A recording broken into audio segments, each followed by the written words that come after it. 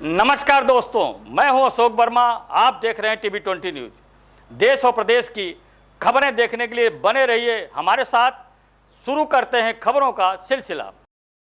अभी हम लोग पूरे उत्तर प्रदेश में माननीय मुख्यमंत्री जी के जो निर्देश हैं उनको लेके सभी जिलों में जा रहे हैं। तो उसमें जो गौशालाओं में हमारा गौवंश है, जो निराश्रित गौवंश जिसको कहा जाता है, प्रत्येक गौशाला में गौशालाएं अच्छी बने, गाय उसमें एक एक गाय की चिंता हो।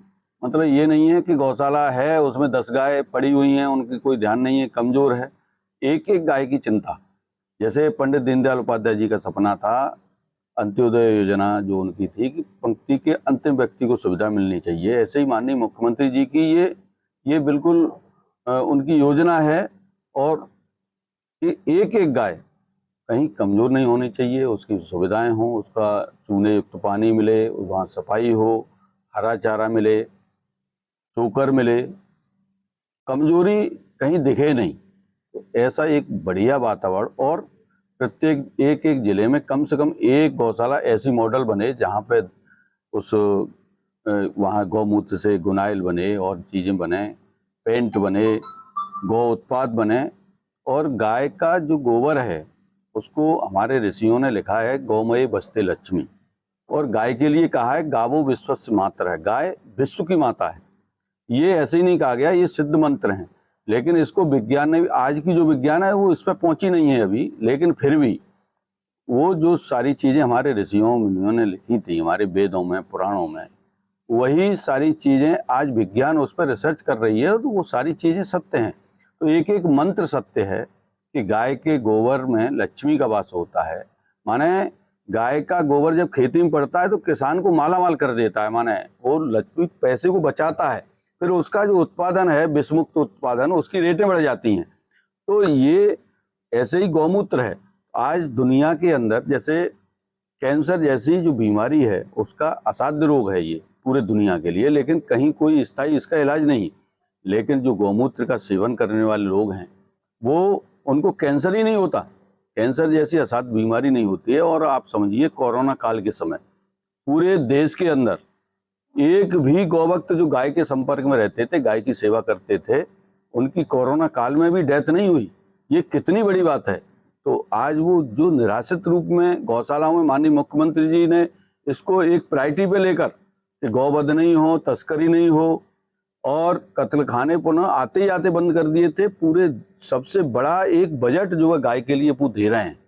लेकिन क्या है कि अभी किसान, वो गाय किसान की है, लेकिन उसको गौमूत्र और गोबर पे उसको काम करने की जरूरत है। उसकी हमने प्लान बनाई है।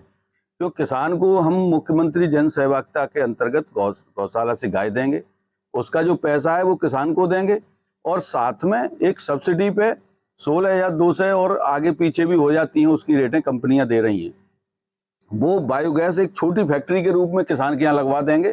तो किसान पे कोई गाय रखने का कोई लोड नहीं रहेगा, उसका आर्थिक रूप से कोई नुकसान नहीं होगा, क्यों सरकार उसको पैसा देगी। लेकिन जैसे ही बायोगैस उसके घर में लगेगा तो एक छोटी फैक्ट्री उसके स्थापित हो गई, तो उसको गैस मिलने लगेगी, उसको सैलरी के रूप में उसको खाद मिलने लगेगी, और गौमूत्र के रूप में उसको यूरिया मिल जाएगी। और जैसे ही ये काम होगा तीनों का लाभ उसको मिलेगा आर्थिक रूप से, और फिर उसके बाद में उसके घर की बीमारियां दूर होंगी, और उसका जो उत्पादन होगा विषमुक्त उत्पादन, जो जहर नहीं होगा उसमें।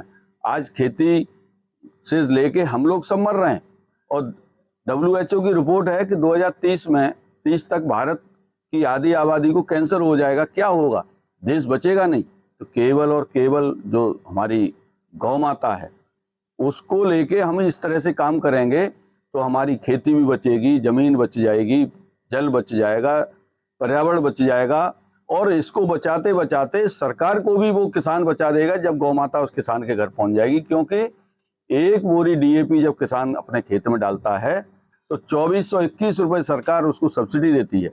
ऐसे यूरिया में 2100 रुपये के लगभग सब्सिडी देती है। एक बड़ा अमाउंट ये सरकार को भी बच जाएगा।